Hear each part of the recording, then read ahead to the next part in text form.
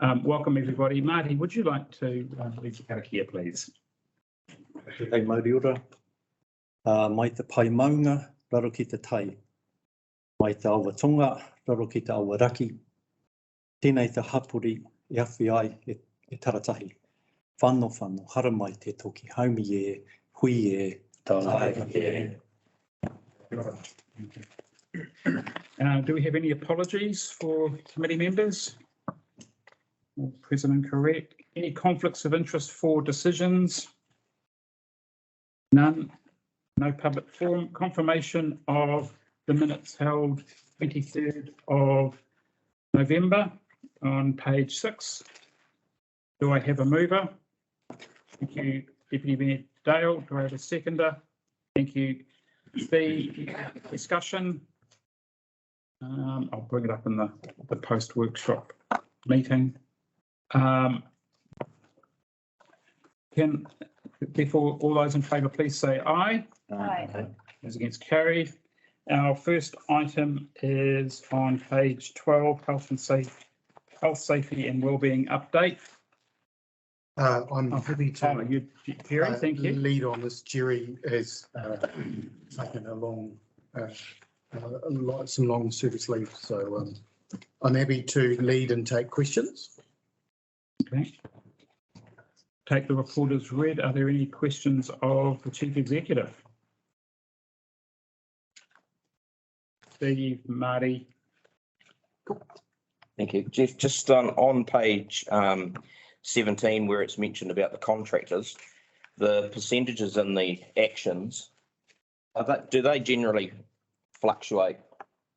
Will they generally fluctuate every few months as different contractors come in? So that how they're assessed? I just noticed from, I think it's November meeting, we're at 84% of contractors at competency level, and now we're at 82. So as new contractors come in, they will have a lower level of compliance with, so they bring the overall score down. Team health and safety team will work to lift their compliance. So what we've found in some cases is the incident that we may recall that occurred with the carpet cleaning in our office highlighted the fact that we had some contractors who we weren't using that weren't on site-wise. And so what the team have been doing has been bringing all of our contractors through the process. So I expect us to drop down as those new contractors come on board. So we'll we've got more people in there, and then we will lift their standard. So our score will go back up again. And I just had one more. I was wondering if the robbery policy review was completed. I'm aware of. I know there's been a couple of policy reviews that we've done, but I haven't seen a robbery one come through yet. It's upcoming. Yeah, so okay, it's on the list, but I haven't seen it. Thank you, Steve. Marty? Just first question, what's an impact sensor? Is that just for vehicles? Oh, it's exactly that. Yeah. It is exactly that. Yeah. Yes. Okay. So yeah, if there's a that impact with any of our vehicles, then we get an alert notification.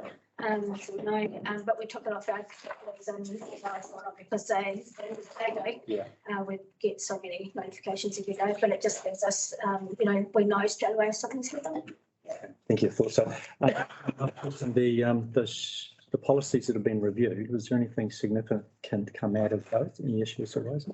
Most of them were minor changes. So the policies I think that we looked at were there was family violence, there was equal employment opportunities, equal privacy and stuff, investment. Mostly they were updates in terms of legislation, changes in terms of the framework that we are using as staff. And as we move out of COVID, we begin taking some of it. We had a COVID policy for managing staff and health and safety around that. So we start taking that out of our existing policy because it's become BAU. Thank you. Right. Quick question around staff with the vacancies. I see there was 7 vacancies currently across the 5 teams. What are those positions? Are they ones that you feel pose us in a particular vulnerability towards risk, or Uh, Smaller roles. Probably, we could talk through a few of them. Some of them, Accountant, one, we- one short of the finance team. one in finance team and that was following our retirement. We've got, we had a vacancy here in terms of the climate change, which has now been filled. We've had community development vacancy in terms of the youth. So we have a part-time youth worker, and that one's been particularly hard to fill because it is a part-time role. We've got, sadly, the chief executive has a vacancy for an EA, and we've got an engineer who I think is going to be quite difficult to fill in the water space for Three Waters. So, and that's funded via the Three Waters funding. So, and that's a broad idea as to what I know of that are vacancies in the team. And multi-variation. The two roles that have come through that are funded by the Better Off funding, so multi-liaison roles. So. Is that Three Waters part of the transition team, or that's someone that we need in-house, particularly for what we're doing at the moment? No, it will be part of the transition team. So they'll be moving our asset management records and identifying infrastructure. Where we're transferring data. So the process will be significant refreshes of data from us to the transition team. And over time, we will clean up our data. They will clean up the data on their end.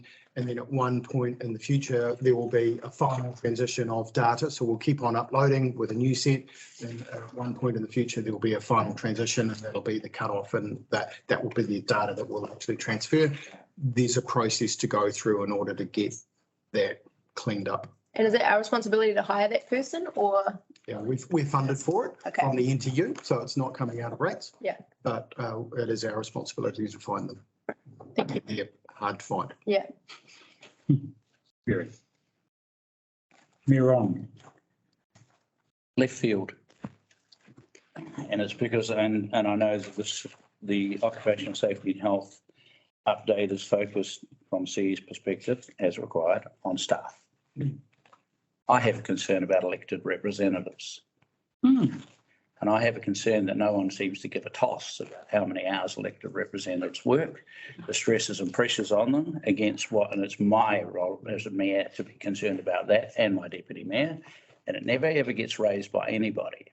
I hear a lot of stuff about how pressured staff are, but I never ever hear about the impact and the consequences on family life and stresses and strains on elected members.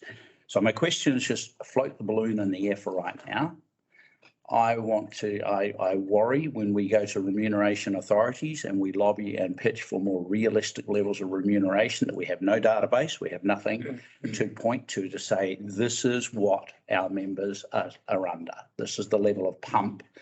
And when I go further into the report and we look at the legislative program that the government flicks, the staff are at the grindstone doing their work, but so too are elected members. But nobody identifies that as a risk. I'm floating it here now for a conversation at a later point in time. I just want to note it, that the mayor is concerned, that the mayor is more concerned that nobody seems to care. Just say it. And I totally concur with your assessment. And it's, to me, as if you actually look at the future for local government, right? That I think there was a real concern that they sort of identified, but they didn't actually go down in any detail in terms of saying there are actually wider impacts other than just remuneration. So elected representatives, and I prefer to use that term as opposed to elected members, because aren't members of nothing. We're the representatives of the people. And that's why we're here. They have tasks and duties that take them outside of the formal agenda, outside of the normal meetings agenda. They're required to be at different places to listen to people's concerns, no matter how relevant, irrelevant, accurate, or abusive they might be, and to suck it up and wear it and bring it back in a cohesive form to council table. Those are unrecorded hours that people are doing every day, every week. And nobody, if they do notice, acknowledges it anywhere. And I'm not just saying this is this council, I'm saying right across the local government sector. And if there's a failure in leadership, it's probably at the president of local government New Zealand to initiate something to get an eye on and a handle around what, and particularly in this triennium, what elected representatives are carrying as a burden, which I would suggest contributes to the low quality of candidates that put their hands up at local government elections, because people look at this and say, screw that. Yep. That is the last job. And if you've got a retired CE sitting up the valley somewhere, and they look at this and think, well, I could make a contribution at this table, but why would I? That is the issue. If you're worried about quality governance, if we're worried about the ability of people to keep pace, to give proper diligence to the papers presented, such as today's, then we need to start thinking about those things. Like I said, not asking for the committee to do anything right now. What I want to do is float the conversation and have people start thinking about it, and we look at down the line as to whether this is a risk, and if so, what we should be doing. That's my bit. Yeah, can I just reinforce what you said? Yeah, I was very disappointed with the number of what I think good leaders who slipped down at the last triennium and decided not to stand. Yeah. Well, I was straight. I didn't actually intend being here. I came here because I was angry. Yeah. Right. Okay. Any other questions? I've got a couple. Just for my information, and Jeff, the incident resulting in damage, it has been followed up with the police. Are you comfortable with the police's response? Yes. Good. Okay. Thank you. It's more. I mean, yes, that's their job, and I think totally agree that should have been passed to them. The other question I have is, thank you for the number of contractors that had been audited. We talk about 4. We talk about the 2 in detail, but it would be just nice to know a very high level summary, like 2 sentences. Yes, the other 2 were compliant to this level, just to give us some degree of assurance, because you might have picked on the 2 best ones or the 2 worst ones. Okay. Just to complete the loop. Around the picture. Yep. We can do that. Because I just sort of think, okay, what happened to the other 2? And the other thing that worries me is terms of your staff wellbeing strategy. And this is probably following on. Maybe it's following from Mayor on. Maybe it's actually the entire strategy itself per se. Now, I know you're not responsible for the elected members. That's right.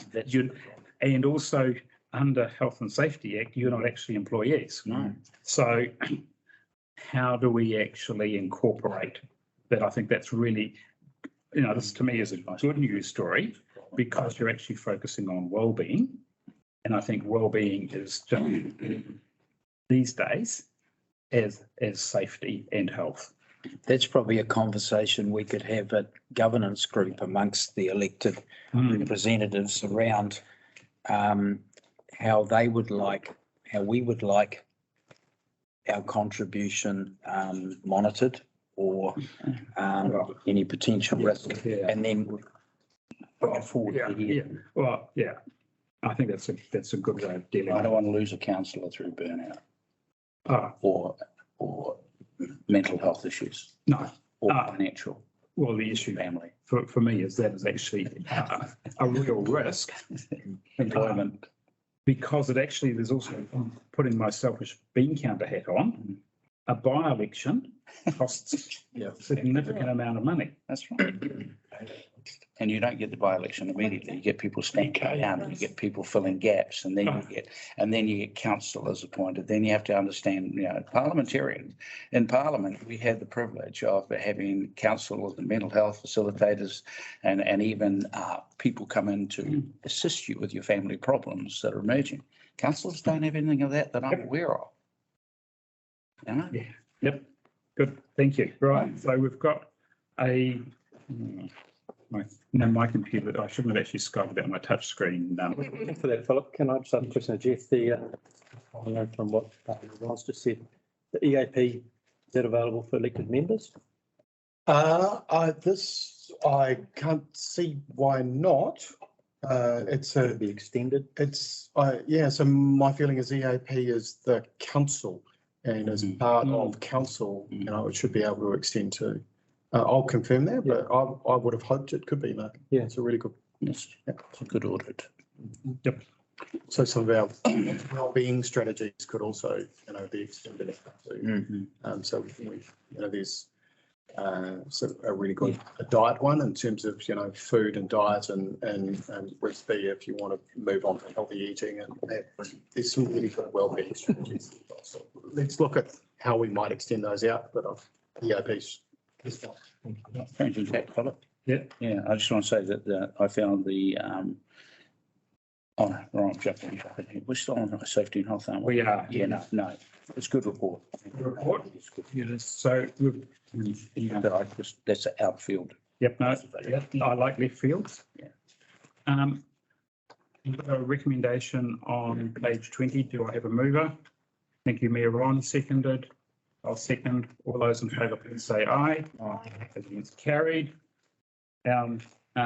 Next report is the government reform update. Solitaire. Thank you for the report. We'll take it as read. That's why you're coming up. I think this is going to be. This is actually a joint report between myself and Jeff filling in for Johannes, so there will be aspects of it that I won't be able to answer, such as Three Waters. Oh. I did the headings. Oh, you do it. So thank you, Mr. Chair, elected members, elected representatives. We will take the report as read. There hasn't been significant updates in the civil defence emergency management space since the last report. And I wouldn't anticipate that that's going to be a higher priority for the next few months. Probably going to tear it up, start again. And that is exactly what I thought. They probably will go back to that trifecta program and maybe reprioritise that second tranche in terms of how do we deal with severe events. The Resource Management Act, I've tried to just give you the high level where it's going, what the thinking is. We did not submit on that because as a small council, the staff resourcing and the time to start digesting all of that. When we had our own upper district plan that we were working on. So we just supported LGNZ submission and they did a very good submission. It's available online if anybody wants to read it, picking up the key areas and particularly in that transition from the Resource Management Act as we know it to the National Built Environment Act. When does it all link together to achieve the outcomes that the government is wanting? From a Carterton District Council perspective, we are fairly confident that we will get through our district plan review and that plan will be our operative plan for quite a number of years. The Wellington region as a whole has indicated to the minister that they don't want to be the first cab off the rank as any trial councils. And the reason for that is most of the councils in our region have either just adopted their district plans, are reviewing them like we are, or are in the process. So they don't want to throw away all that work and all that money. So the indication to Minister Parker from the Wellington Regional Leadership Group is they are better to have a look and find an area within New Zealand where the majority of the councils needing to review their plan and use them as a test. So I can only speak on those two that I've done and I don't know whether Jeff wants to pick up anything else or just wait for questions. I'm happy to take questions. So the pieces I looked at were future for local government and Three Waters. Thank you. Just reading the report and yeah, it's a good update of everything. I just right at the end under 8.5 risks because we are Risk and Assurance Committee and it's just a single sentence. I just wonder whether, or I'm asking the question, should that be a risk and assurance summary that actually captures the risks as staff sees it to sort of elevate it? Because I mean, we read the report and we form our own conclusions or not. Yeah. And at the end of it, given this is a risk and assurance committee, there's only one sentence around risk and it's very broad. That, you know, should we be looking to a risk summary from your perspective that then gives us things to ask really searching questions of? That's a fair point. I don't want to make more work for you, but I'm just. Well, I think the risks can be summarised relatively straightforward in a paragraph like that. So, for example, risk with Three Waters not going ahead. Yeah. And maybe what's the consequence of that? Risk with RMA actually going ahead. Yeah. You know, climate change bill missing in action. Well, those are the sort of things that media or whatever are likely to pick up because that targets the specific risk to CDC. Would you like us for each of the main reforms in that risk section to identify what we as staff Yes. determine as the three biggest risks? Yep. Not Yep. too broad, but what are the three top? That's it. Yep. You got it. Or even potentially the top 5, but let's not limit to a number. Yeah. But what are the significant and major risks? So I don't want to know In that that program. in that program. I don't want to know every risk, and I don't want just to be limited to a specific number of 3. Because those are the things that we want to talk Yep. about in this forum, Yep. not just whether we like or not the government reforms. Yeah. It's more about Yeah. the specific risks to us. Yeah, We can do that. Totally concur that. I had the same comment because there is, significant risk, with the Three Waters and, right, as we've already talked about, but by actually putting it in a report, someone from the media might actually pick it up. That there is,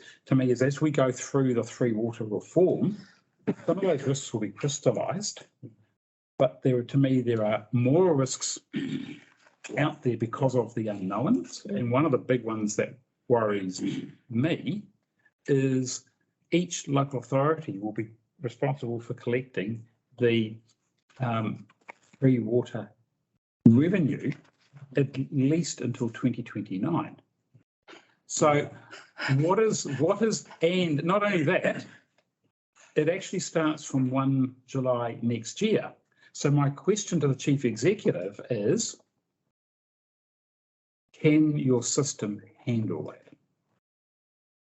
Because if you don't know now, we need to start working on that. And if we don't And know if what people are not happy with the service, will they pay? So this comes to the next part. So Yeah. we've had this conversation around whether or not CDC should be collecting regional councils' rates, and I'll tell you why. Because we wear the political backlash. Yeah. And elected representatives end up answering for something that's totally beyond their control. And that affects the stability going forward of this council table as elected representatives are voted off because people are unhappy.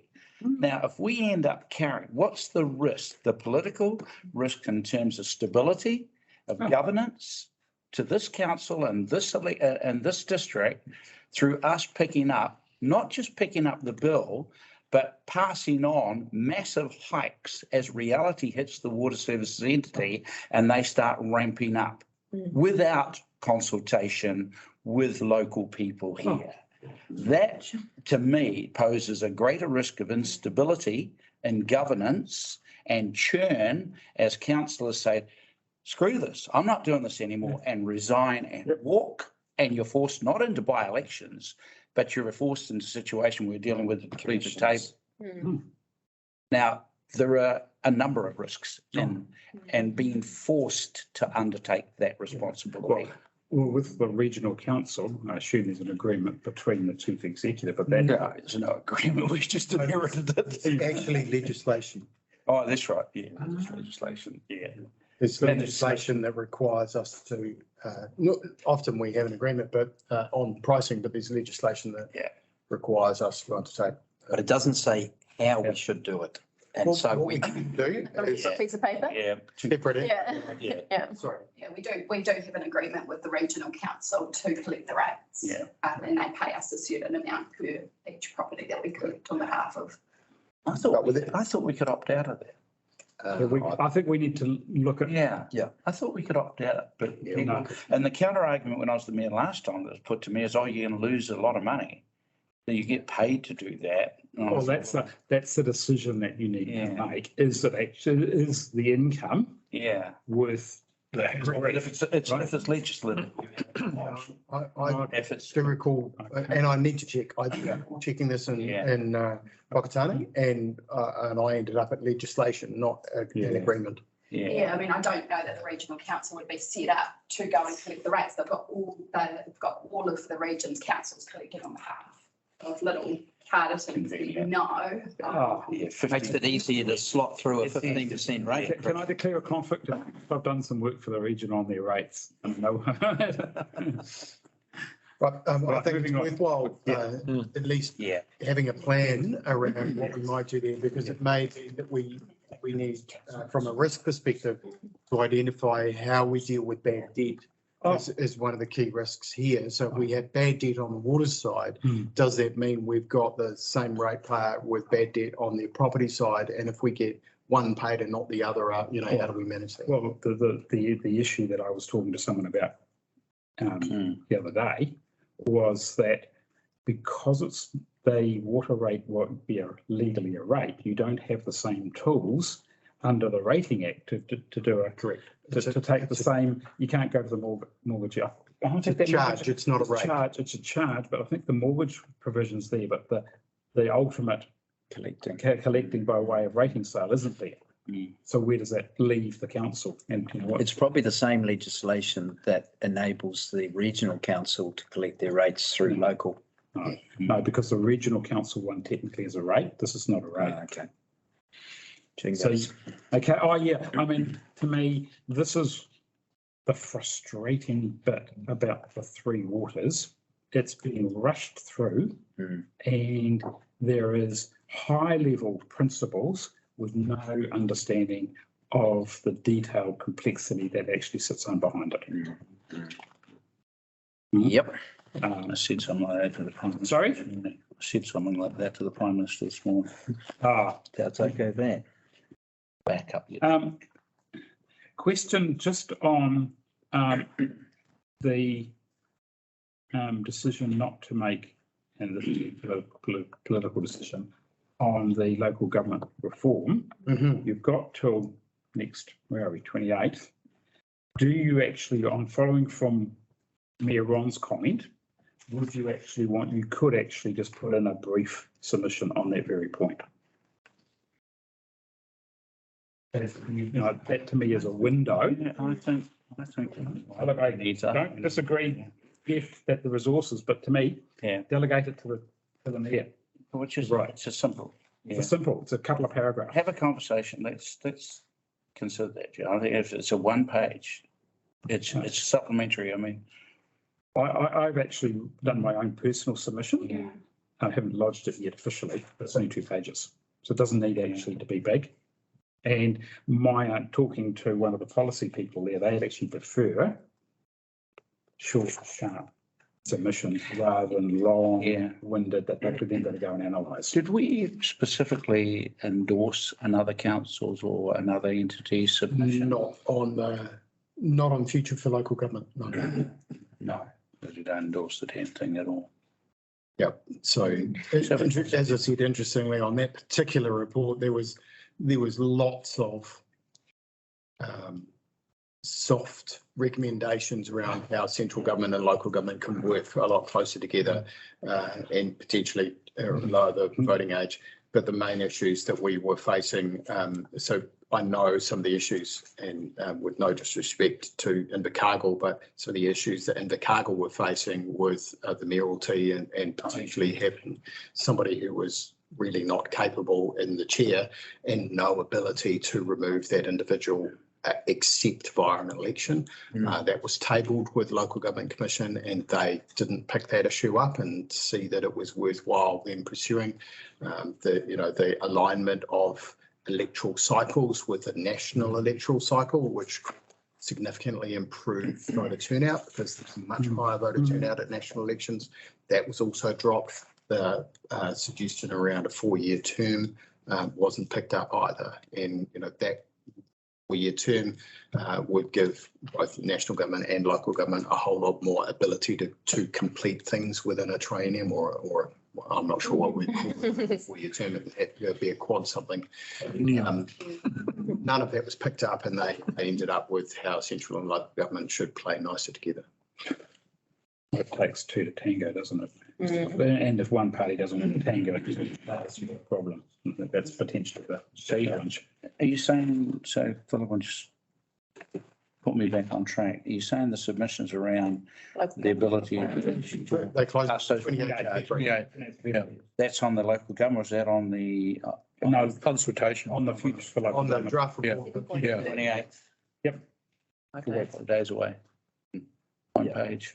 If you'd like me to make a submission based on those few points, I'm more than happy to do that in 5 days. Yeah, I don't want to my job is not to overburden the team. Yeah. So, Happy to do that. yeah, Thanks. question solitaire on your view, professional view. Three on the recent events in Hawke's Bay that people have been building in floodplains. And there's been speculation in that the council's allowed that to happen. My understanding is that it's very difficult for a council to stop someone through the RMA process, building it, because it's on a fix. The question is one of the pieces of legislation was supposed to enhance it, but the commentary was that the future legislation doesn't address that. Have you got any comments to make about that? If you don't have it at the top of your head, don't worry about it. We can have a future discussion. It's probably one for the future discussion, but my own personal opinion Yeah. is that there needs to be some significant direction from central government of bringing back, like you look at what they're doing with the National Built Environment Act, they're removing the category of prohibited. Yep. If you were to keep that in the Act, and then if there was direction that any building within a floodplain is prohibited, it then makes officers' life easy in the district plans, because somebody comes and says, I want to build in a floodplain, and we can easily say, no. It's prohibited. When I have people coming and saying, we want to build here and there's a bit of floodplain, and we're like, whoa, okay, you need resource consent, but also Greater Wellington, you need to talk to their flood department. And Greater Wellington may at times come back and say, that's absolutely fine. If you build there, it's not a problem. Might not be a problem right now, but I'm pretty sure that maybe regional councils up in the Hawke's Bay also said it wasn't a problem for subdivisions to go in these areas. I keep looking at that house on Dalefield Road and that paddock that is always flooded in. And that's a one spot that they said didn't flood and it was fine to rebuild the house there. Kidding. So, yeah, I would like to see discretion taken away from officers and in a fixed based. And also, I believe the Building Act needs to, again, make it a lot more restrictive, not just you can build if you can mitigate that risk, but actually come in a lot stronger and say a clear no. Because the cost to New Zealand and the cost to councils, That's not the way legislation seems to go. It seems to be more obscure and less definitive, which is the polar opposite to what you're saying. The Even the RMA old- reforms are designed to make obtaining consent easier. Yeah. But the old Town and Country Planning Act was very prescriptive, and it gave exactly that yes or no, very clear, but not since. One thing you may be interested in, take away flooding out of it, but the Building Act in its natural hazards section does not classify earthquake fault lines as a natural hazard. You would have thought after Christchurch that there would have been significant time.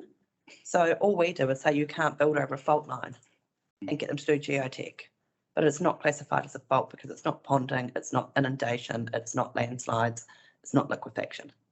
So that's an example of something that really could have been addressed many years ago. That's mind-boggling, isn't it? New Zealand built across a whole fault, like that's ridiculous. And just to reinforce, this is the mismatch where you have actually got government requiring building intensification in existing areas without consent that are actually subject to flooding. We just need to look at Auckland. Right? And to me, we should be sitting our social hat on. Generally, that is the lower end of the market. The higher end people tend to like, up the hill, build high. And then they slide down, yeah, and then they're at the bottom of the cliff, yeah.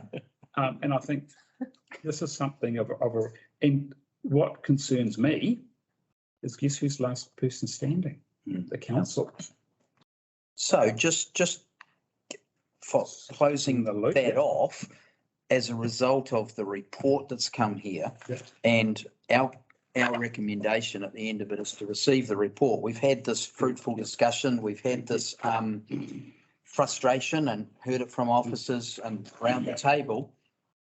Is that the best we come up with in terms of a recommendation as we receive the report and move on? Well, I mean, I'm just. yeah, no, absolutely not. I think to me, this is the opportunity for the committee to actually Support staff. will actually write a new resolution.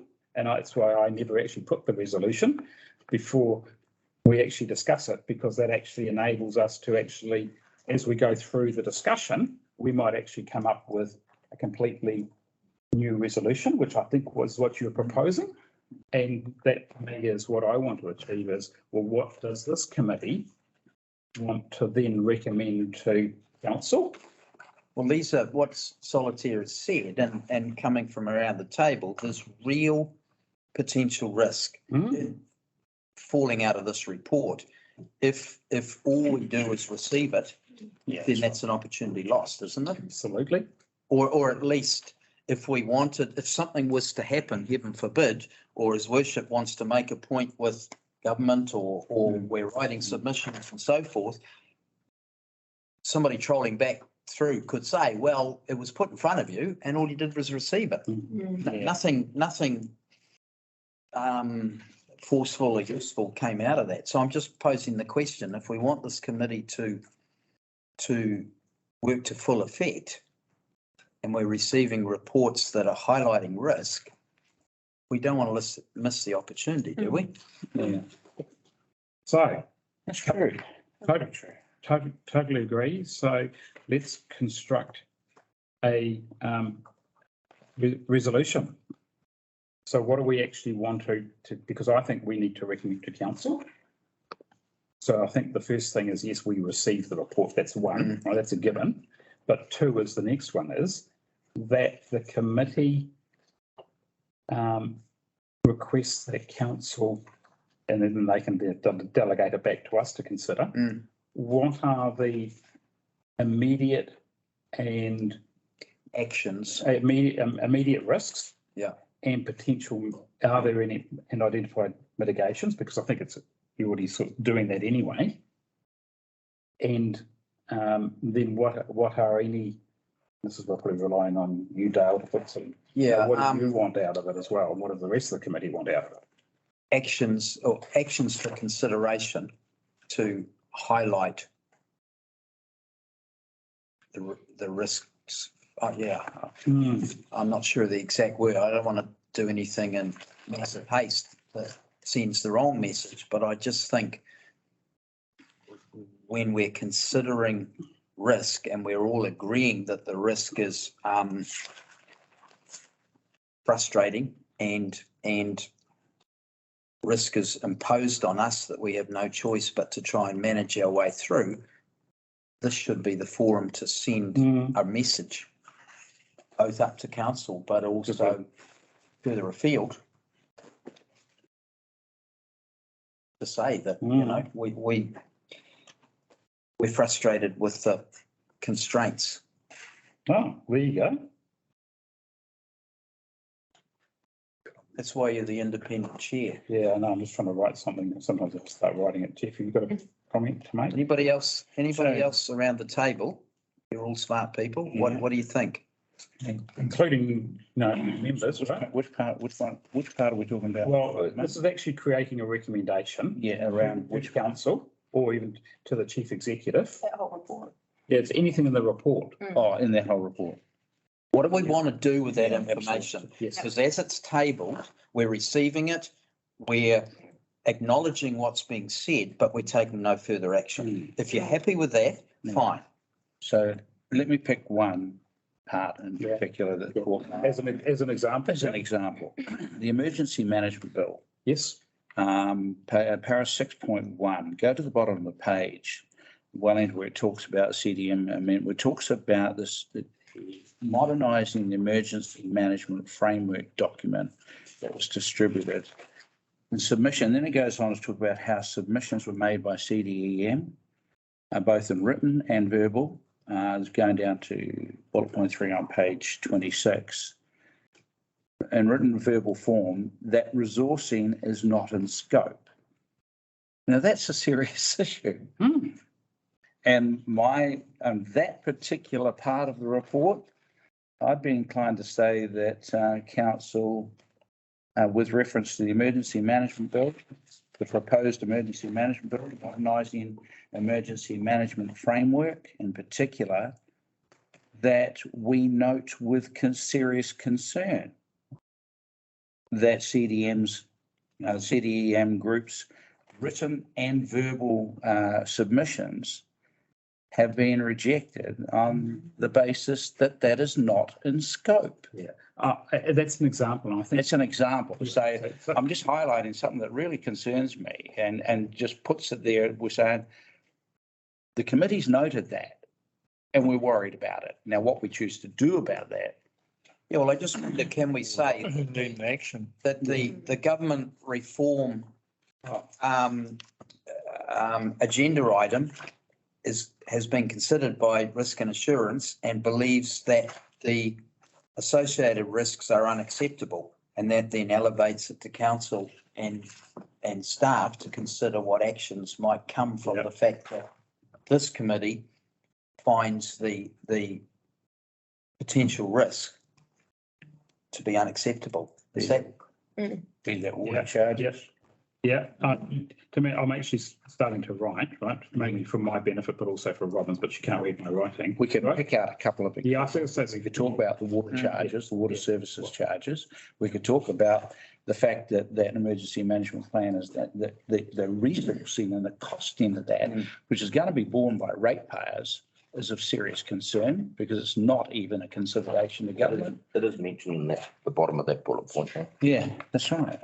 But it's what we put in the Which recommendation. would come through in a summary of that report. If that was taking it back a step, if there was a summary on the report, that would be specific, that could be highlighted and pushed forward to council to say, well, specifically, that's why those risks are unacceptable because they mean X, Y, Z. I get what you're trying to do and I agree with you. I think that risk about the resourcing, that was one that came really clear when we were reading the documentation and going through the feedback, and that was why all the councils went, we are going to have a greater impact on NEMA and central government by the Wellington Regional Emergency Management Group, really pushing that message out. And so our feedback was very much focused on who going ahead with this legislative change and not then adequately resourcing is a huge risk. So, this report in terms of that is just highlighting to you what the key areas that we've already picked up on and already really pushed back on. So we just need to keep an overview of that. And we should be saying we strongly support. Your pushback. Your pushback. We strongly support it. The We are Wellington regional concerned pushback. And we strongly support it. And accepting it is not, Okay. Okay, go for it. Yep. That the committee formally records that the risks associated with the government reforms are currently extreme, because that's your top risk. I can't remember from your risk, right? Extreme, right? And needs further consideration by council. So that's elevating it up to council. To say we've identified all these risks as now extreme. In terms of our risk profile, that actually then requires council, formally council. All of council to consider whether it accepts that or not. Right. Thank you. Okay. Sorry for that hospital pass, Jeff. That's right. But I think, I can bring the report up to council. Yeah. I'm happy that it's in more than one place. This is. Well, that's the role. As you can of see, the there's a committee lot to going filter on. that. absolutely. But I think by us saying it's an extreme risk, highlights to hopefully central government Is McNulty your local MP? Yeah, it is. It Fairly actually, busy right now. he's got one or two things on his plate, but it actually further down the track, once things settle down up to the north, you can bring him in down and say, look, the council, our risk and assurance committee have highlighted as an extreme risk that needs some, and here they all are, or even a briefing to him. Yeah. This is what needs to happen because it's an extreme risk is unacceptable to our community. I'll move that. That's strong. Yep, that's strong. That's good. Yep. That needs to be. I'll second that from His Worship. So his worship's going to move it. Yeah. All right. Deputy Mayor Dale seconded. Any discussion on that recommendation? All those in favour, please. Oh, Marty? Yeah, I just want to ask, what's the definition of extreme in our risk? It requires immediate action. So the issue. It's the consequence of it being extreme, but what's the definition of extreme? That Because that's worth including, it means that Does it say in the, unable to deliver. no, it's accumulation of The raw risk, I think that we're saying. is What's the that raw we risk, need right? To figure out how we mitigate. mitigate it and then Yeah. whether the mitigated risk is still extreme. urgent? Yeah, priorities, top priorities urgent Yeah. on page. Is it an urgent risk, is it? What's, Well, the definition. These recommendations relate to a significant deficiency that exposes the district council to significant risk or for any other reason need to be addressed without delay. Those are the audit. Yeah, that's the audit. That's all. We've got your, again, you've got your own framework, but I think to me, Marty, in terms of council's priority, and I don't want to, what we're saying by its extreme, it actually, if you look at, I've got in front of me, I can find it. Requires urgent. Requires immediate. Yeah, there is no right. What a throwaway comment. And it's extreme. Anyone can say something's extreme. Yeah. But we do have a working definition in our risk strategy, and this should use that definition. That's right. That's what I'm saying. Yeah, that's what I'm like thinking. Can you find the risk point, Marty, for me? Yeah, Good point. whatever, that's right. To me, whatever the wording is, it's our top risk, it's as high as we can go.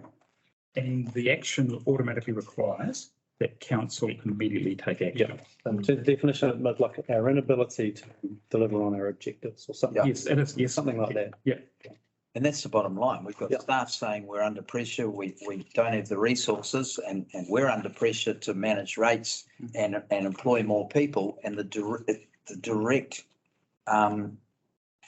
instigator of this is the government reforms, which is the report that we've just received. So if we don't take this opportunity and just receive the report, then we've missed an opportunity to actually do our job. If we I'd say, to be bold, we actually haven't done our job. Yeah, I like Marty's point of because we stick within the definitions of it. You got the risk policy there?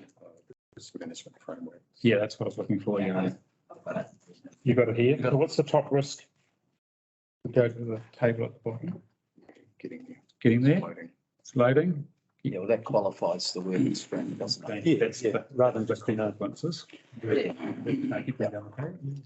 Extreme's been used a fair bit in the last week, hasn't it? Unprecedented, I think, is Extreme. extreme. Extreme is the top risk. Yep. Yeah, and there's a bunch of different consequences, financial, direct loss or increased cost of over 500,000.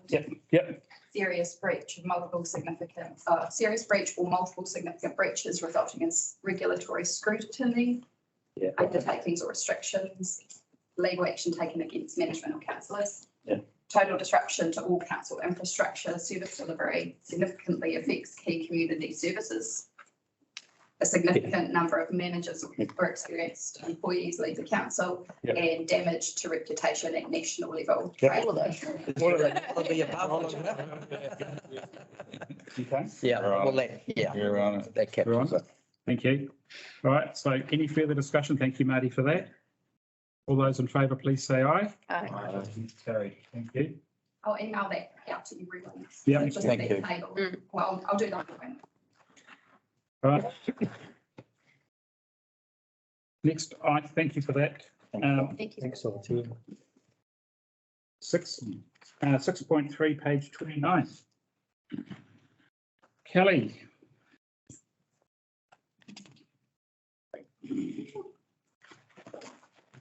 Beat that. Right. Morning. Morning. The next two reports are both around audit recommendations. The Yep. first report is an update on previous recommendations that audit have raised during prior audits. So just a couple of things I'll note here. They have cleared 3 of the previous issues, which have been removed from that table. Management have started addressing a number of the other ones, and I believe a further 3 we have cleared. Audit do like to see a full year of something in place before they remove it completely. But yeah, that's probably all I wanted to point out on that one paper. So I'm happy to take questions. Thank you. Questions? No questions? Definitely, yeah. Sorry? I'll Come through. lead the way. Yeah. A bugbear of mine, right? Page 31, we're talking about revaluation of plant property and equipment. You're saying, so when, just clarifying for the committee, when's your next revaluation technically now going to be due? Because they keep on saying is, well, you need to do all this, but when are we actually likely to be doing? Because you did one last year, didn't you? Yeah. So we did the roading one out of cycle a year early. We ended up doing all the revaluations. If we do them properly in cycle this time, it'll be 3 more years until we do the next infrastructure revaluations. unless there's a significant change up or down in values. Yes. Yeah.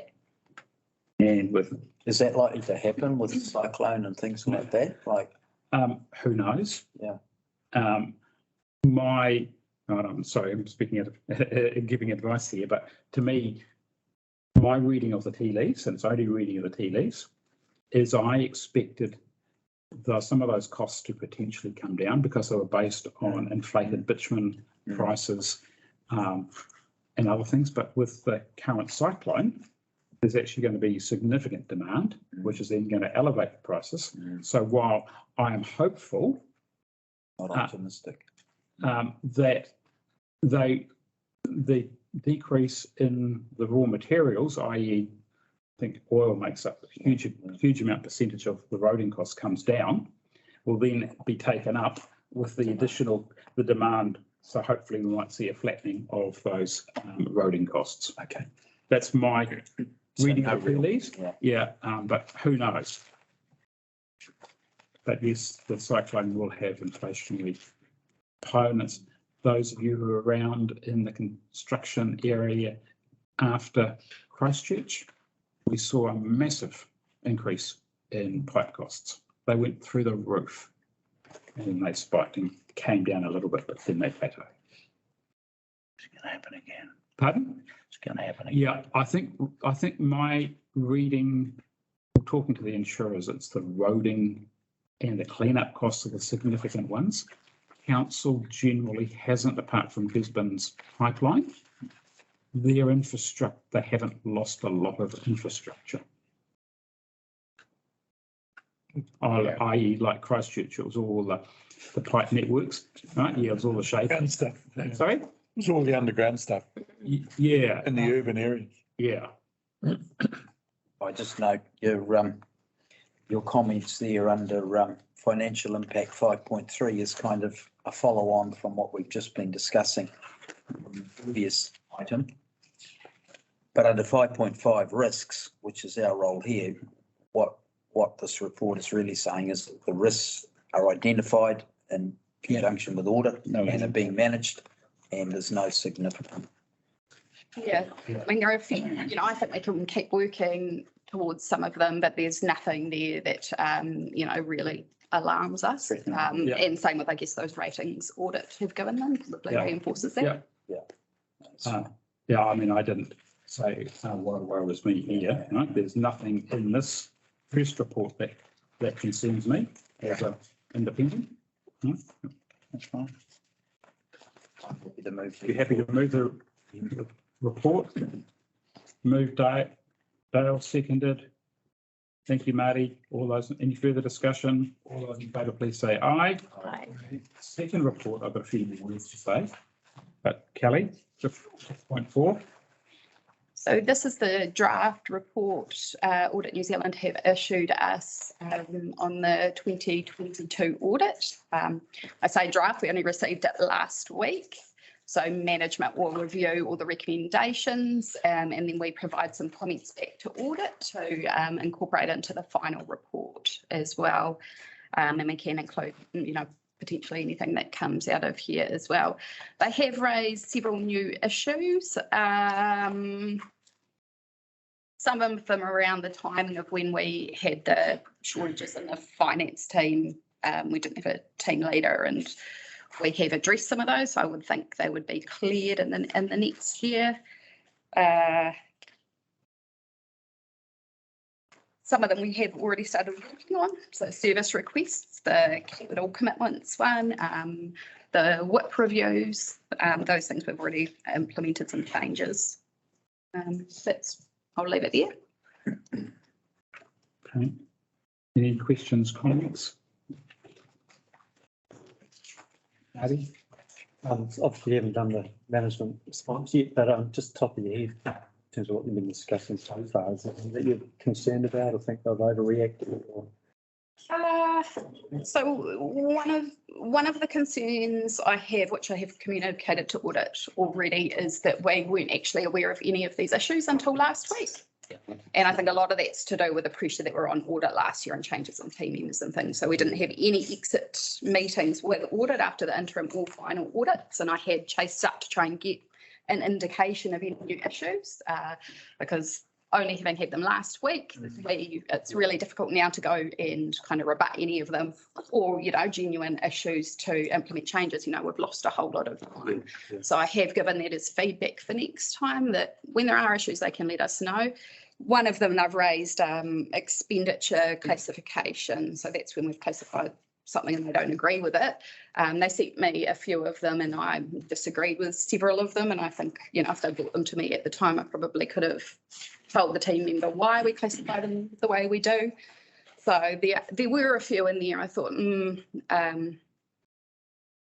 maybe still go back to them. I can still go back to them. They'll remain on the list until they're cleared by audit. Well, if we can, Classifications could be dealt with. that's right. There are one or two that there might have been a point, so I will give them the feedback. I didn't agree with all of them, but it may still stay on. Probably, a couple of them we had already picked up ourselves and we were working on anyway. Yeah. So just following on from that, Marty, that again, the theme of the conversations we've had thus far, that feels like their problem gets pushed to be our problem. The fact that they're short-staffed and they're struggling and that, not our problem, but to drop a series of new unheralded issues on us at this last point and then make your team scramble. In terms of our role as risk and assurance, you've just highlighted frustration as a result of someone else's inadequacies. What should we be doing? Like, should we be then changing the recommendation to push it up to council and say it's the belief of the Risk and Assurance Committee that this has created an undue risk on our team as a result of their processes? So I'm one jump ahead of you. Great. Because I know this. No? I'm actually also concerned that, I'll just explain why. The committee last stream looked at the Manuka crop and we resolved as a committee, we didn't believe that it was actually worth getting a valuation because of the low value. They're still saying it's an issue. Now, the committee has actually considered the risk. We've agreed not to take an action, therefore it becomes our issue. So why are they repeating it again? That's going beyond their, so it's not audit protocol to do that. And what I am suggesting, Dale, with the committee's permission through a resolution, I suggest that the chief executive and the chair of your risk and assurance meet with audit to go through in detail their responses and our recommendations and to stress the committee's concern. Now, what I was saying is the chief executive then can delegate it to Kelly. Yeah.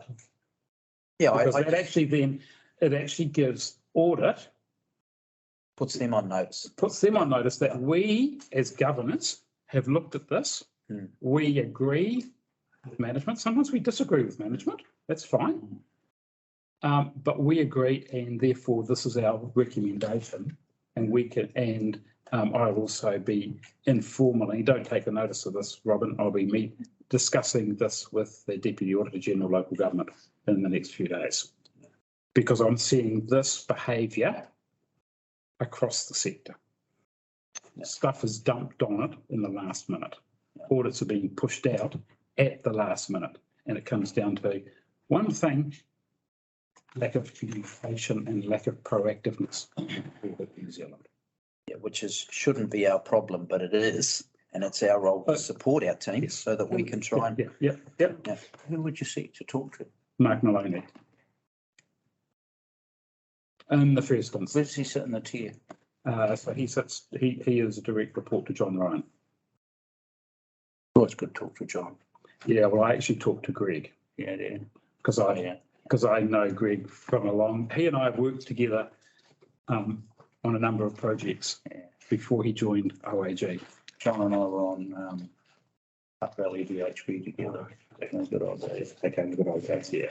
Can I just add, we do actually have Mark Maloney booked to come and do a workshop with the elected representatives. So he will share some information with you, and perhaps that may be a good time. I do like the idea. Yeah, I do like the idea of escalating. Well, can you copy me in? I might join by Zoom. I do like that. It also wouldn't hurt for Philip's recommendation to have that conversation with him before he comes and presents, so that he knows. Well, I'll do it informally. Yeah. But I think, no, I'm actually saying is the recommendations Kelly and I. Yeah. Right. Being Jeff's delegate, right? Yeah. Jeff might want to join the discussion, that we actually have a conversation with the audit director. Yeah. Right? Yeah. And depending on how that conversation goes, then I might escalate it further. Okay. You happy with that, Mr. Chief Executive? Yeah. Sounds good. Marty? Having said all that, it's still a good result. Oh, We don't decide that there are no urgent recommendations. There's the statements are minor. There's a whole stuff which has been cleared. yeah. And it's a good result from the staff have achieved. So don't lose sight of that. Yeah. Thank you, Marty. Yeah. I get the impression they haven't gone each way. I mean, they're making all these comments that none of these are classified as urgent. Yeah. Hey, in my, how many years? Since 1993, I am yet to see a management letter to saying we've got no issues in council, they're doing a good job, right? I don't think good is in their vocabulary. Yeah. Right? Next year. Sorry? Next year. Right. So Marty, would you like to move that we receive the draft report, that we note the pleasing result, and that the chair of risk and assurance and the chief executive meet with the audit director to discuss the committee's concerns? Right. Okay, thank you, Marty. Before I move that though, I just have a question on the report. No climate change implications? Should be standard. Should be in the report. And risks and consideration. Implications. Thank you. Cut and paste. Yeah, usually. Yeah. Oh, consideration. Oh, she dropped the ball. Oh, virtual chocolate fish. Thanks, Marty. Does that, just coming back to your recommendations, if 2 is we note the pleasing report, and then 3, we want to meet and discuss our concerns. sorry, about Audit New Zealand's. Yeah, It's Audit New Zealand's comments, yeah, right? that's right. Yes. Just Yeah. follow that through. Yeah, it's Audit New Zealand counter. comments, yes. Yeah, good point. And it's more about the one that's about, for me, it's just for the record. Yeah. It's about the surprises. Yeah. And the issues that the committee has already considered things, and it's still remaining Yeah. as an item. Why are they concerned if we're not? Yes, well, no, you've raised it, we've considered it, we don't believe we're happy to accept the risks. Why are you still saying it's a risk? I'm happy to second Marty's. Okay, thank you. All those in favour, further discussion, all those in favour, please say aye. It's carried. Just a question, just back on item 6.3, the recommendations, did you use 1 and 2 together? Or did we just do one? Oh, Just good point, thank you. Did we actually, Marty moved, thank you, Steve. We didn't do that, did we, Rob? Did we move in a second for 6.3, did we, Robin? 6.3, yeah, I think you did number 1, Dale, but I don't think we did number 2, notes of progress. Ron and Val for that one. Yeah, we did that one. Okay, so You that, did them both together. Yep. there were two separate, The 6.3, yeah. oh, Yeah. only hit down, Or maybe not receive the report, but Is there confusion there? Do you need to read out what the recommendation of 6.3 was that we've all approved? no, I can read it out again, but I think your point is you didn't formally receive the report number. no, I thought we received the report, but we didn't do number 2, which notes the progress. No, We had to meet the record. Definitely, yeah, because I said, I heard it was the recommendations as recommended. Well, no, I tell you what I've written down is that the committee formally records that the risk associated with the government. This is 6.3, Okay, sorry. page 30. Right, sorry. Maybe you'd like to just No, I've got, do it again. What we can do is, do we have anyone moving and seconding that one, Robin? 6.3 on page 30. It's the progress update on Progress the update. Audit New Zealand recommendations. We actually had a moving and seconding. I had Dale and Marty. There's 2 recommendations there. Yeah. So you should have 2 movers and 2 seconders. Yep. That was the- You can actually do it together. You can, that was Steve's question. Oh, yeah. Did you do it together or did you have 2? Oh, I thought when I did it, I thought we were actually moving 1 and 2. So thank you for that. So it's 1 and 2. Okay. Are you comfortable, Steve? All right, thank you. Yep. Cool, got to keep the process, yep. Right, 6.5, Treasury. That was a point of order, wasn't it, Steve, in terms of process? 6.5, Treasury update. Thank you, Kelly. This is our standard report on the position of our Treasury management for each quarter. No significant changes from the last report. Risk and assurance upcoming, we have a $2.7 million bond maturing in April, so we will be refinancing that. And we're awaiting some advice from PwC around that in terms of the term interest rates. Okay. Any questions of Kelly on this report? Just to say, this will be coming to the investment committee this afternoon, all aspects of it. So what we've done, this report used to include a section on investments, and we've split that out. So the investment side will come to the committee this afternoon, with the debt side to this committee. Mr. Chairman, yeah, not my strength, but so I'll probably ask a dumb question. And it was No such thing as never a dumb question. probably a question that's already been, an answer that's already been given me. I've forgotten. I'll ask it anyway. 5.2 liquidity risk. That's a good summation where we are right now. Yeah. We got that same risk assessment over where we'll be post 3 waters. No, we haven't yet. So I haven't got that. Liquidity risk talks about the amount of cash we've got available to pay our debts. And particularly working capital looks at our short-term debts versus our short-term cash. In this case, council will note that we've got, we hold quite significant reserves in terms of cash-backed reserves. So I wouldn't have thought our liquidity risk is going to be. What should I be thinking about there, Jeff? I'm actually looking at financial viability and what's the risk and threats of our financial viability.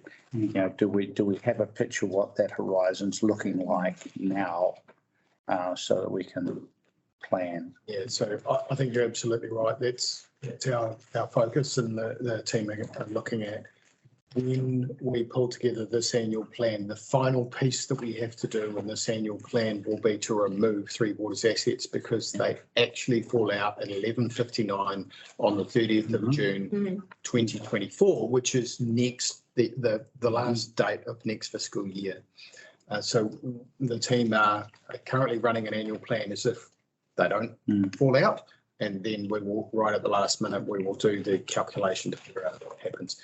Now, I think the risk, if we are looking at risk there, is probably not so much liquidity risk. I think our risk is around the leftover overheads, or what they call stranded overhead.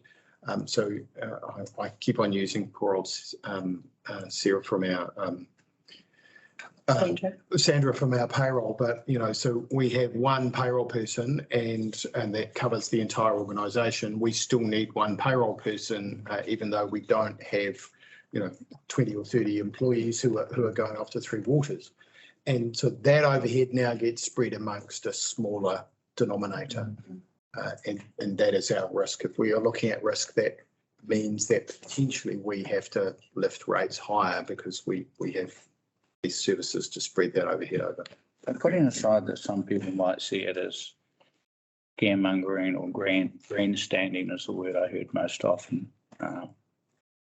Do we have an obligation to sort of, as that information, as that horizon becomes more and more apparent to us, to make our ratepayers aware of what we're seeing, to foreshadow, forewarn, and make it clear to them that the future's going to look different? Do we have that obligation? Well, I think we do, absolutely. Yeah. I agree, and certainly as part of our plan, hence why we have a government reform update on our agenda as a standing item, and particularly also in council. I think this is a really important thing that we need to be flagging up to our community. It will change, as Three Waters is morphing every single day. We're finding things changing. This too will change, but I agree. We need to flag this up to our community. Yeah. Totally agree, Mayor. I am currently being engaged by a small council to do that assessment for them. Right. And I'm doing it in conjunction with the annual plan. So what I have been engaged to do is to actually take the existing financial model, strip out the Three Waters, and then reallocate the overheads and see what the impact is on debt rates. I think one of the risks that I see, and it's a habit that councils across the spectrum have had, is that they keep stuff inside, they manage it, they go ahead and do what they have to do on the day, and then when it becomes public knowledge, they then firefight the result. And I'd rather that we keep, where we see that this risk is coming and it's closing, keep ahead of it. We keep it in front of mind of people so that they're very clear as to what the challenges are that management and council are dealing with, and how we're trying, and what the consequences are likely to be on the current trajectory. So there's no surprises for them. So that piece of work that you are about to undertake, where is that in our program or our thinking, to try and get a better handle on what the future viability of us is going to be post Three Waters, albeit it's changing? So we are planning to do a piece of work on that. And we've engaged a contractor for a couple of days a week to assist. So she's also doing some work on DIA, Three Waters stuff for some other councils. Her time is a little bit limited and she's helping out with the emergency response in Hawke's Bay at the moment. But that will be part of her work plan over the next few months, is to look at some of that for us. Are we sharing that with South? No. No, her availability is only 2 days a week, Yeah. so we can definitely use her 2 days a week because we have a full-time vacancy as well. So that's another impact and cost on CDC as a direct result of. We'll use some of the Three Waters. We'll use the That's right. Yes, so Yeah. It won't impact ratepayers. We'll use Three Waters funding to. No worse off. so No, that, we got about 350,000 per year, so it won't be soft, but I do take the point. No worse off, Yeah. apparently, but we will be left with stranded overhead. Right, yeah. and that's what I'm working on, is that we'll offer this council $2.50. So they're saying it's, well, actually, we think it's actually $4.50. So you actually got it wrong, or $9.50. You've got it wrong by 3 times. I don't know that because I haven't landed yet. This council has also got a CCO, which generates the dividend, and that CCO, based on the draft legislation, disappears into the new Three Water entity. So what is CCO? Council control. Organisation. Right. Sorry. That's right. My apologies. Systems. Like, Acronyms. it's like a water care or a, City or care. city care. Right, disappears, it's providing other services, which also, well, the legislation is 100%, but that entity becomes unviable without the Three Waters. So, you know, it's quite It's layers on layers. it's quite complicated. And there's quite a bit more work to do on it in a reasonably short period of time as well. We have a meeting with DIA and PwC in March where they're presenting the proposed settlement figures to us around the debt reserves balances. And they're looking at what they think is a stranded overheads figure to do with that no worse off funding. So it's quite challenging for a small team to then go and do enough work on top of BAU, enough work to put us in a good position for those meetings. When March, Kelly? 7th of March. Yeah. Seriously. Yeah. And it would sound like after that meeting, you'll have a much better picture of our viability from that. And I think maybe that's when we start making sure that the community's abreast of the situation, because otherwise, like Ron said, we're going to be in a position where at some point we're going to say, well, we're not viable, we need to amalgamate. And they go, where did this come from? So I just think we need to make sure that they're coming on the journey with us, that this is we're changing our. It might not be so much the viability at that point, but I think we will have a good view at least of what our position, our balance sheet is going to look like at Three Waters transition. And then we probably need to do the next piece of work, which is further work around. So what do our rates look like now? And kind of fit. But we'll focus on that position stuff first. Always going to be viable if we put the rates up. Put the rates up. Yeah. Viable for the community. Exactly. And what are the alternatives? That's the point that they need to Yeah, be triggered up. this is cart before the horse stuff. And we have been offered some further funding, but one of the difficulties is finding the right people to actually do the work as well. So it's all good throwing funding, but we actually have to find the staff and experienced accountants around here. It's not necessarily easy. It's got nothing on. No. It's half his life sleeping. Our third. A third of his life. Got a third capacity. A third income. And I think this is part of the conversation that needs to be had with the government. It's all very well saying is, it's all well throwing all this money at us. But there's a constrained labour market, or maybe you don't, right? And we can't get the people to do the work. Maybe, just because you can pay the big bucks in Wellington. Yeah. Time to go to Parliament. Sorry? Time to go to Parliament. Absolutely. Couldn't agree more. Right. So we got off track. So we're talking about our risks around our Treasury. And of course, we do highlight that we are still outside We're still in breach, but we've accepted the reasons for that and noted that. So I'm happy to move the recommendations both 1 and 2. Do I have a seconder? Thanks, Steve. Got it right, Steve. All right, any further discussion? All those in favour, please say aye. Aye. Next item, annual plan update. Thanks, Kelly. That report is read. This report just provides an update of where, I guess, staff and council is at today with the annual plan and the process going forward. Of particular note, council resolved at the meeting last week not to formally consult on the plan, given there weren't significant changes, but we will have an engagement process with the community around the plan. And there are some proposed dates in there for the timeline for the committee to review. Yeah, so the purpose of this coming to us is for us to, it's a little bit cart before the horse because council's already made that decision, but it's more to show that we as Risk and Assurance has assessed it and agreed or not. If we don't agree, then it goes back to council for reconsideration.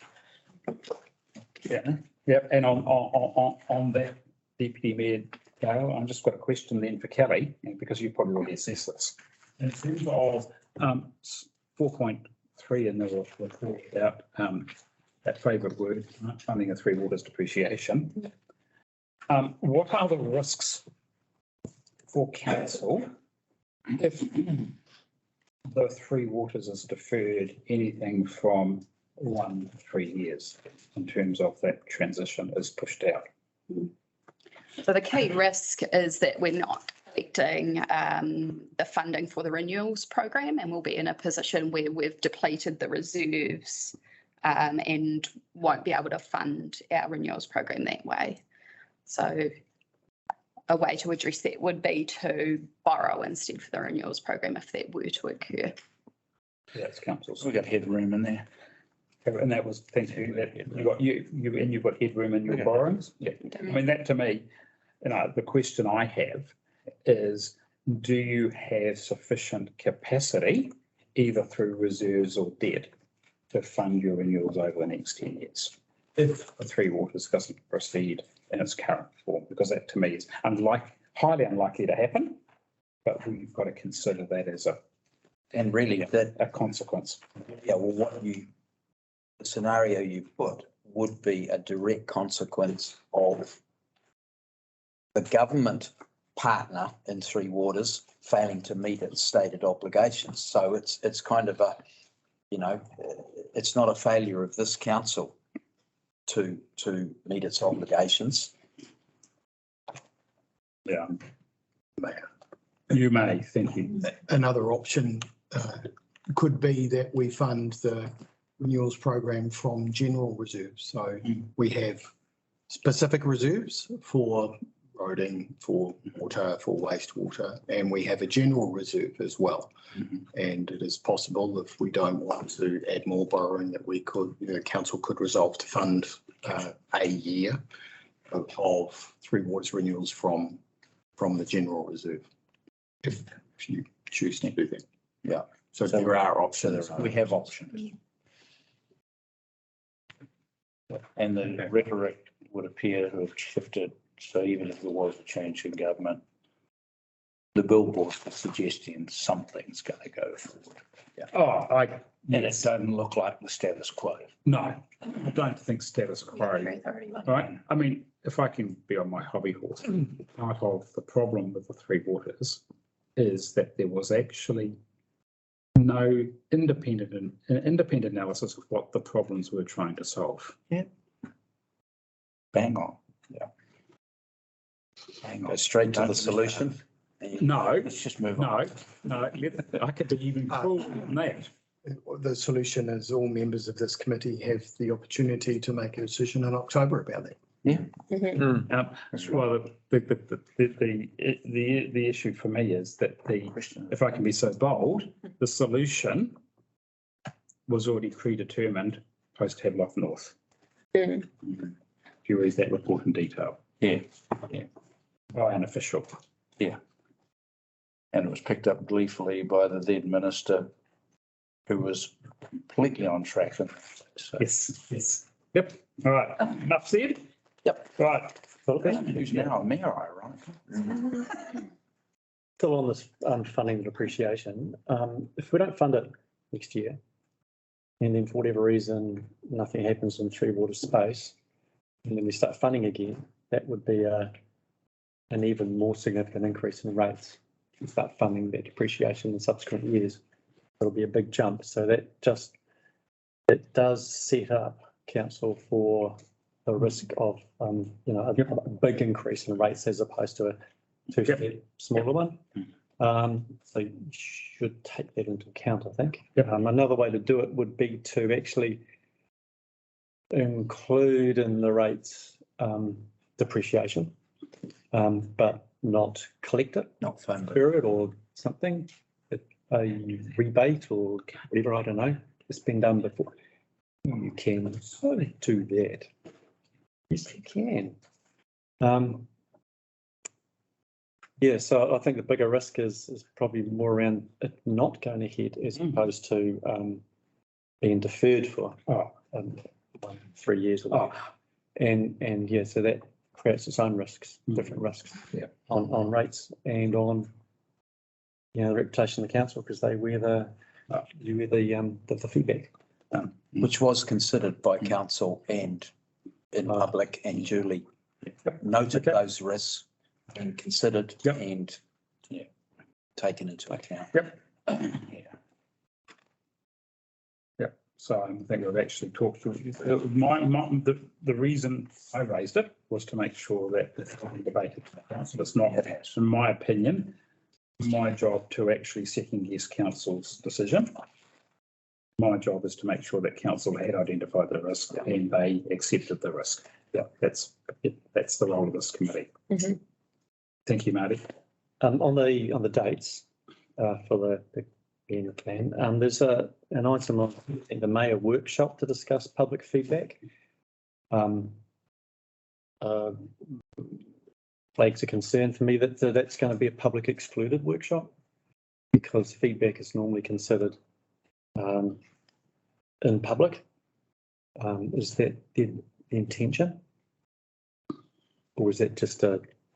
At the moment, that's I guess a placeholder. What we found last year, we followed the same process last year and actually didn't get public feedback and didn't need to have a workshop like that. But I mean, that can be, council can decide if we are to get feedback from the community, do you want to review it in a closed workshop, or it could be a public workshop? I got no problem with it being public. I just think of the reputational risk of trying to do these things behind closed doors. And You want to make a recommendation, number 3, Marty? I think you're perfect. I get that. Generally, when we're not consulting, but just going for feedback, people figure, well, Exactly. there's no options. It's all about.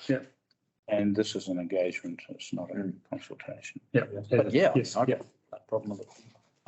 The review of the reserve being. Where does it say it's publicly excluded? It doesn't. It just says workshop. Right, and But generally our workshops. all workshops are public excluded at this stage. I had completely the opposite view. I thought that our workshops, were. Right. Okay. Very good. It doesn't say it. Maybe the point. The additional work to determine whether reserves will be sufficient.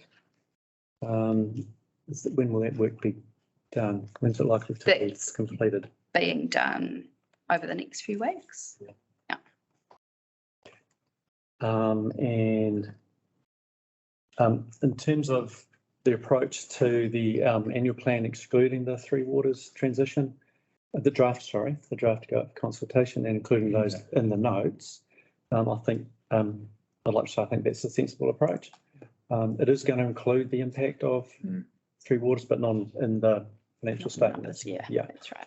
So, but it will be in the final. That's right. We're required to have it in the final, but we just won't be ready Yeah, at that yeah, time. but it's still going to be, it's going to be in what goes out for feedback, so that I think that's. From a comparative perspective, it makes a whole lot more sense to our community because it matches more closely within our LTP. Yeah. Whereas if we start pulling up balance sheet items and making adjustments to equity, and then it begins to look significantly different to our LTP, so it makes it very hard to But compare. it also highlights the change as well. Yes, yeah. So we will include narrative around what will change between that draft and that final version. Yeah. Okay. Any further questions? All right, so we've got a recommendation. Do we have a mover for 1 and 2 on page 78? I moved. I have a seconder. Thank you, Steve. All those in favour, please say aye. Aye. Carried. Can I have a move into public excluded? Thank you, Deputy Mayor Dale. Do I have a seconder? Thank you, Grace. Any discussion? No, good. All those in favour, please say aye. Aye. Wait for 30 seconds.